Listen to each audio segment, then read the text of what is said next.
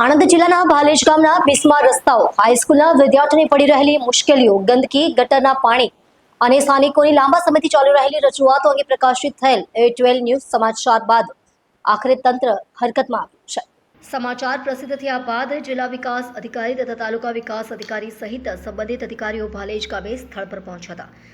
અધિકારીઓએ ભદ્રકાલી મંદિર વિસ્તાર, ભાલેજ હાઈસ્કૂલ તરફના માર્ગો, રેલવે ઓવરબ્રિજ નજીકના રસ્તાઓ તેમજ ગટરના પાણીના નિકાલ સહિતની સમસ્યાઓનું સ્થળ પર નિરીક્ષણ કરી કામગીરીની સમીક્ષા કરી હતી। અધિકારીઓએ સ્થાનિક ગ્રામજનો સાથે ચર્ચા કરીને રસ્તાઓના નવીનીકરણ, વરસાદી પાણીના નિકાલ, ગંદકી દૂર કરવા તેમજ અન્ય પડતર પ્રશ્નોના તાત્કાલિક ઉકેલ માટે જરૂરી કાર્યવાહી હાથ ધરવાની ખાતરી આપી હતી। આ પ્રસંગે દેવેન્દ્રસિંહ રાવલજી તથા સમસ્ત રાવલજી સમાજ, ગ્રામજનો અને સ્થાનિક આગેવાનોએ જણાવ્યું હતું કે મીડિયાએ લોકોના પ્રશ્નોને જવાબદારીપૂર્વક ઉજાગર કર્યા હોવાથી તંત્ર હરકતમાં આવ્યું છે।